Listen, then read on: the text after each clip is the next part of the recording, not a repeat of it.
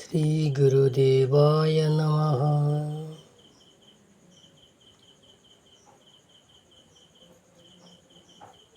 श्रीमद् भगवत गीता द्वितीय अध्याय 67 नंबर श्लोक। आजिर अध्याय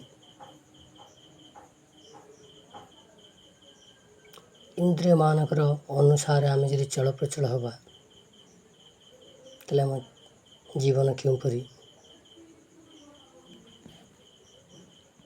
अस्थिर और नष्टचित हे से विषय ही प्रकाश करा जायछि। इंद्रियाणां चरतां जन्मनो अनुविधीयते तदस्य हरति प्रज्ञा वायुर्नावमिवाम्भसि। अर्थ गुरुदेव बुझाउछन्ति शिष्य को। गुरुदेव ए श्लोक कहते यार अर्थ होछि जे इंद्रिय मानकर अधीन रहे, इंद्रिय मानकर इच्छा अनुसार परिचालित हुए, से जन्म जन्मांतरी इंद्रिय मानकर अधीन ही रही जाए। से आत्मा केवे स्वाधीन हुए नहीं, से पराधीन इंद्रियाधीन हो रही जाए। इंद्रियाधीन व्यक्ति मानकर केवे भी ज्ञान जात हुए नहीं, से प्रज्ञा शक्ति ही नष्ट हो जाए। जेहेतु से प्रज्ञा शक्ति नष्ट हो जाए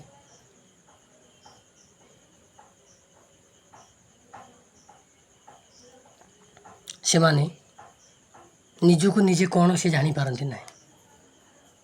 पक्षीटीए जोपरी पंजुरी भितर रहिले से खोला आकाश को जानी पारे ना, ना खोला आकाश रे से उड़ी पारे, ना से उदासीन हो पारे, से पंजुरी भितर बंदी होई छटपट होता है। ठीक आमे माने जदि इंद्रिय मानक अधीन रे तो आखि देखिबा, कान शुणिबा, पाटी खइबा, पाटी रे कथा कहवा बा खाइबा, नाक द्वारा निश्वास प्रश्वास गंध बारी पारिबा, चर्म द्वारा शीत उष्ण सब अनुभव करिपारिया, ये सब इंद्रिय मानक सुख। आमे आ भितर बंदी ही रहीचे, जे पंजुरी भितर पक्षीटीए बंदी ही रही है। आमे ठीक ये अष्ट प्रकृति शरीर गठन होइछे, आमे आ भितर बंदी होइकी रहीचे। आमे आदर मुक्त हवा दरकार। आमे जेते दिन जाए शरीर भितर रही सेते दिन जाए आमे छटपट होउथिबा। जेमती चढ़ईटीए पंजुरी भितर रहिले बाड़े पिटी हुए सत हेले से किछि भी करि पारे नै, किंतु जब पंजुरी बाहर को चली आसे ना, विशाल अनंत आकाश से उदास भाव में उड़ी बुले। आमे जेतेबेले ठीक से परी आमे जेतेबेले ये इंद्रिय बा ये प्रकृति गण को कबल मुक्ति पाइबा ना,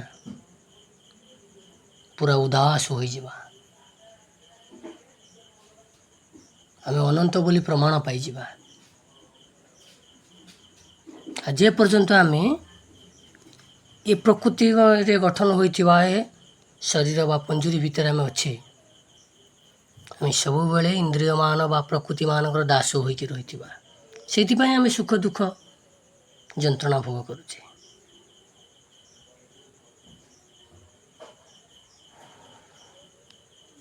तेणुकरी आमे इंद्रियाधीन हवा नहीं, आम इंद्रियर अधीन हवा नहीं। इंद्रिय को आम अधीनस्थ कर रखा, आम इच्छा अनुसार आम परिचालित करवा।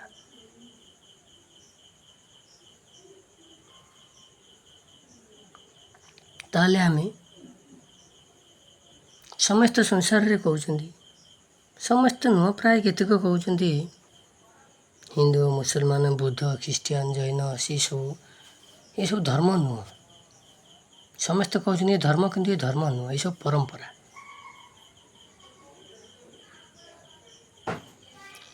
प्रत्येक पिंपुड़ी ठारू हाथी पर्यंत ये संसार जिते जीव जगतु अच्छा, गछ लता हो, जलचर हो, स्थलचर हो, समस्त भितर जो सूक्ष्म आत्माटी अच्छी से एक। आमे आम कर्म अनुसार ଆମେ ସବୁ ଏଥିରେ ବନ୍ଦୀ ହୋଇ ରହିଛେ। ଆମେ କେମିତି ଉଦାସ ହୋଇଯିବା, ଇନ୍ଦ୍ରିୟମାନଙ୍କର ଦାସ ହେବା ନାହିଁ। ଏ ଶରୀରରେ ଆମେ ଯେତେ ଦିନ ରହିଥିବା, ଗୀତାରେ କୁହାଯାଇଛି,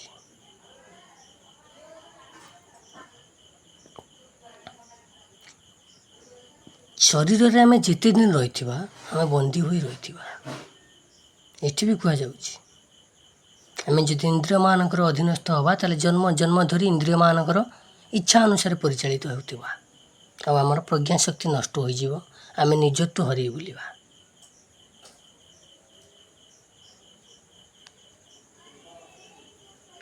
ଯେଉଁପରି ବାୟୁ ସ୍ଥିର ହୋଇ ରହେ ନାହିଁ, ସେହିପରି ଆମ ପ୍ରଜ୍ଞାଶକ୍ତି ନଷ୍ଟ ହୋଇଗଲେ ଆମେ ଇନ୍ଦ୍ରିୟମାନଙ୍କର ଅଧୀନସ୍ଥ ହୋଇ ରହିଯିବା। ଆମେ ଆଗକୁ ନିଜକୁ ଜାଣିବା ଦରକାର, ତାହେଲେ ମୋକ୍ଷ ପ୍ରାପ୍ତି ନିଶ୍ଚିତ। ଈଶ୍ୱର ଯେ ଆଉ କେହି କେଉଁ ମଠ ମନ୍ଦିର ମସଜିଦରେ ଅଛି, ଏହା ସମ୍ପୂର୍ଣ୍ଣ ଭ୍ରାନ୍ତ ଚିନ୍ତାଧାରା, କିମ୍ବା କୌଣସି ପଥର ମୂର୍ତ୍ତିରେ ଅଛି, ଏହା ସମ୍ପୂର୍ଣ୍ଣ ଭ୍ରାନ୍ତ ଚିନ୍ତାଧାରା। ଈଶ୍ୱର ଆତ୍ମା ହିଁ କୁହାଯାଏ। କେବଳ ଏ ଶରୀରରେ ଦେଖ କିଏ ଅଛି, ଏ ଶରୀରକୁ କିଏ ସେ ଚଳାଉଛି, ସେ ଦେଖିବାକୁ କେମିତିକା, ସେ କ'ଣ?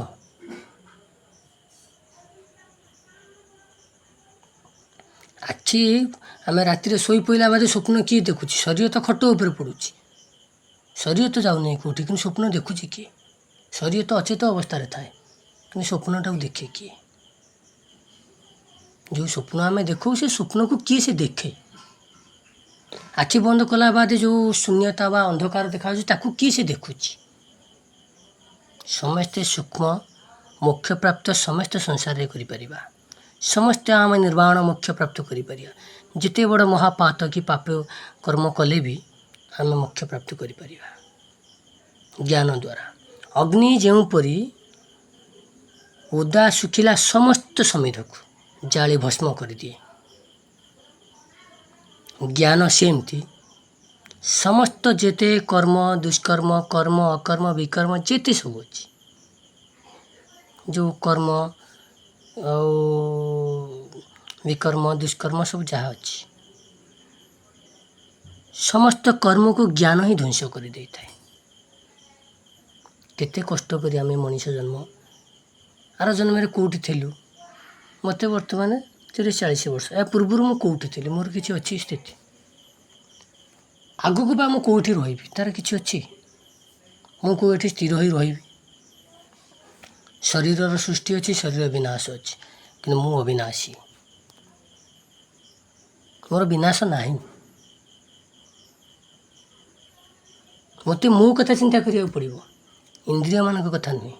କାହିଁକିନା ଇନ୍ଦ୍ରିୟମାନଙ୍କର ଯେହେତୁ ସୃଷ୍ଟି ଅଛି, ତାଙ୍କର ସ୍ଥିତି ଅଛି, ପୁଣି ତାଙ୍କର ବିନାଶ ବି ଅଛି, କିନ୍ତୁ ମୋର ସୃଷ୍ଟି ନାହିଁ, ମୋ ଅନାଦି, ମୋର ସ୍ଥିତି ନାହିଁ, ମୋର ଅନ୍ତ ବି ନାହିଁ, କିନ୍ତୁ ଅନନ୍ତ। କିନ୍ତୁ ଏ ଶରୀରର ସୃଷ୍ଟି ଅଛି, ସୃଷ୍ଟି ହେଇଛି, ଏହା ସ୍ଥିତ ଅଛି, ଏହା ବିନାଶ ବି ହେବ।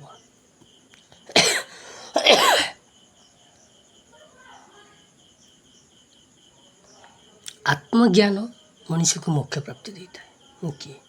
ଏ ମନ୍ଦିରରେ ଯାଇ ମୂର୍ତ୍ତି, ସେ ମନ୍ଦିରରେ ଯେଉଁ ମୂର୍ତ୍ତି ପୂଜା ହେଉଛି, ତାକୁ ଯେଉଁ ପୂଜାରୀ ପୂଜା କରୁଛି ସିଏ ତାକୁ ଦେଖିନାହିଁ, କି ତାକୁ ଯିଏ ପ୍ରଚେଷ୍ଟା କରୁଛି ସିଏ ବି ତାକୁ ଦେଖିନାହିଁ, କି ତାକୁ ଯିଏ ତିଆରି କରୁଛି ଯେଉଁ ଶିଳ୍ପୀ ପଥରକୁ କାଟି ସିଏ ବି ଦେଖିନାହିଁ। ସେଇ ପଥରରେ ନିହାଣ ମାର୍ତୁଲି ବାଡ଼ିଆ ଯାଇ ତାକୁ ରୂପ ଦିଆଯାଇଛି। ସେତେବେଳେ ସେ କାନ୍ଦୁ ନଥିଲା, ଯେତେବେଳେ ନିହାଣ ମାଡ଼ ଖାଉଥିଲା। ଆଜି ଫୁଲମାଳ ପକେଇଲେ ହସିବ କେଉଁଠୁ? ତା ଭିତରେ ବ୍ରହ୍ମ ପ୍ରବେଶ କେଉଁଠୁ କରିବ? ତାର ବା ଇଡ଼ା ପିଙ୍ଗଳା ସୁଷୁମ୍ନା ତିନି ଧାର ନାହିଁ। ଇଡ଼ା ପିଙ୍ଗଳା ସୁଷୁମ୍ନା ଦେଇ ଗତି କରେ ଯେ ବାୟୁ, ସେ ବାୟୁ ଯେବେ ଯିବ ଅଟକି ପୁରୀ ଯିବ ମୋ ଆୟୁ। ତା ଦେହରେ ଇଡ଼ା ପିଙ୍ଗଳା ସୁଷୁମ୍ନା ତିନି ଧାର କାହିଁ? ପ୍ରାଣ ପବନ ପଶିବାକୁ ନା ବାଟ ଅଛି, ନା ବାହାରିବାକୁ ବି ବାଟ ଅଛି। ସେଥିରୁ ଦୂରେ ରହି ମୁଁ କିଏ?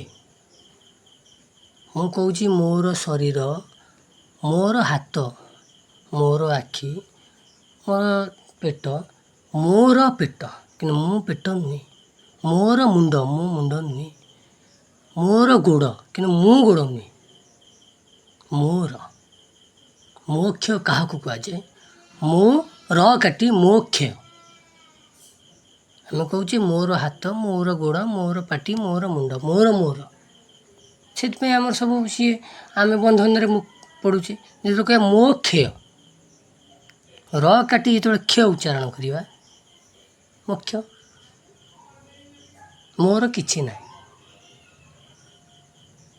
ଆମେ କ'ଣ ମାତୃଗର୍ଭରେ ପଶି ଶରୀର ନିର୍ମାଣ କରିଛେ? କଲା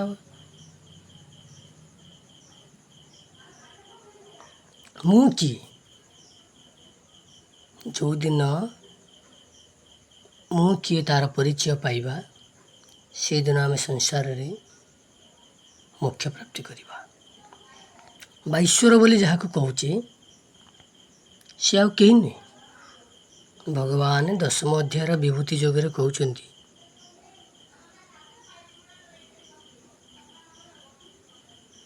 ଅହମ ଆତ୍ମା ଗୁଡ଼ାକେଶ ସର୍ବଭୂତାଶ୍ରୟ ସ୍ଥିତ ଅହମ ଆଦିଶ୍ଚ ମଧ୍ୟଶ୍ଚ ଭୂତାନାମନ୍ତୟବଚ।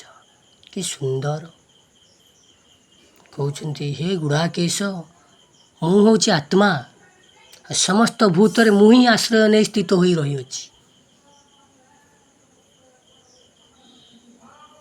ଅହମ ଆଦିଶ୍ଚ ମଧ୍ୟଶ୍ଚ ଭୂତାନାମ ଅନ୍ତୟବଚ, ମୁଁ ହିଁ ଭୂତମାନଙ୍କର ଆଦି ମଧ୍ୟ ଆଉ ଅନ୍ତ ଅଟେ।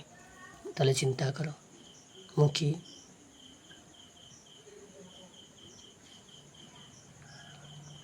ସେତିକି ଯେତେବେଳେ ଆମେ ପାଇଯିବା ମୁଁ କିଏ, ଯଦି ତା ସୂତ୍ର ପାଉନ, ଶାନ୍ତ ହୋଇ ବସିଯାଅ, ଆଖି ବନ୍ଦ କରିଦିଅ, ସେ ଶୂନ୍ୟତାକୁ ଦେଖ, ଅନୁଭବ କର। ତାକୁ ଦେଖୁଛି କିଏ?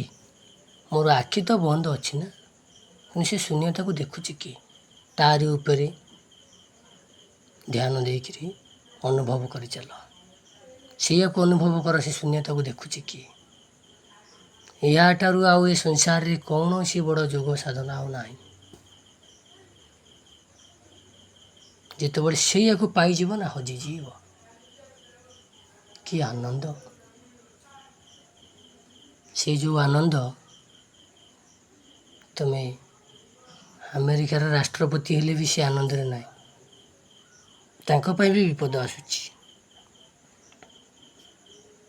ଭାରତର ପ୍ରଧାନମନ୍ତ୍ରୀ ହେଲେ ବି ତା ଚାରିପାଖରେ ସୁରକ୍ଷା ବଳୟ ଅଛି, ଭୟ। କିନ୍ତୁ ସେ ଯେଉଁ ଆନନ୍ଦ, ଆତ୍ମତୃପ୍ତି ଆନନ୍ଦ ପ୍ରାପ୍ତି କରିବ, ଶୂନ୍ୟତାକୁ ପ୍ରାପ୍ତି କରି ଅନୁଭବ କରିବ ନା, ଏ ସଂସାରରେ କିଛି ଭୟ ନଥିବ। କ'ଣ ଭୟ? ଶରୀର ତ ସୃଷ୍ଟି ହେଇଛି, ବିନାଶ ହେବ।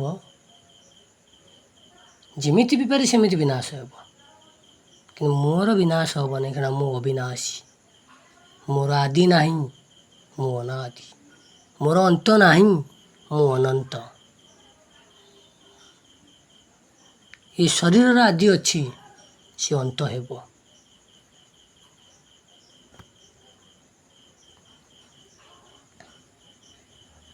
ଏଠି ଗୋଟାଏ ସେ ଇନ୍ଦ୍ରିୟାଣାମ୍ ଚରତାମ୍ ଜନ୍ମ ନ ଅନୁବିଧୀୟତେ ତଦସ୍ୟ ହରତି ପ୍ରଜ୍ଞା ବାୟୁର୍ନିବ ନିବାମ୍ବଶିର।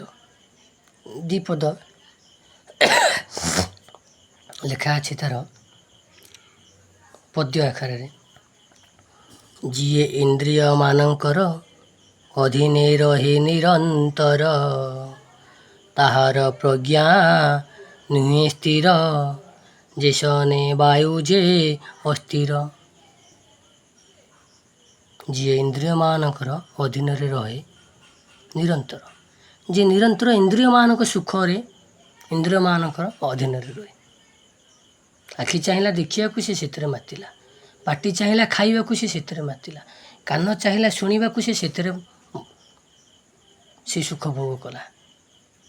କି ନାକ ଚାହିଁଲା ଗନ୍ଧ ସୁଗନ୍ଧ, ସେ ସୁଖ ଭୋଗ କଲା। କି ଶରୀର ଚାହିଁଲା କୋମଳତା, ସେ ସୁଖରେ ରହିଲା। ତାହେଲେ ସେ କିଏ?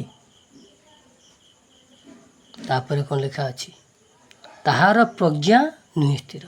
ଯେଉଁମାନେ ଏହିପରି ଇନ୍ଦ୍ରିୟମାନଙ୍କ ବା ଖାଇବା, ଶୋଇବା, ଦେଖିବା, ଶୁଣିବା, ଶୁଙ୍ଘିବା, ଏଥିରେ ଯେଉଁମାନେ ନିରନ୍ତର ରୁହନ୍ତି, ସେମାନଙ୍କର ପ୍ରଜ୍ଞା ନଷ୍ଟ ହୋଇଯାଏ।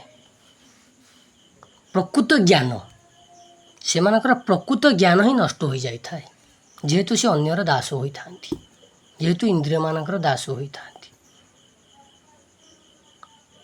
ଯେ ସେମାନେ ବାୟୁ ଯେ ଅସ୍ଥିର, ଯେଉଁପରି ବାୟୁ ଅସ୍ଥିର ରହେ ଠିକ୍ ସେହିପରି ଯିଏ ଇନ୍ଦ୍ରିୟମାନଙ୍କ ସୁଖରେ ମୋହିତ ହୋଇ ରହେ ସିଏ ତାର ପ୍ରଜ୍ଞା ଶକ୍ତି ଠାରୁ ଦୂରରେ ରହେ। ଜୟ ଶ୍ରୀ ଗୁରୁଦେବ।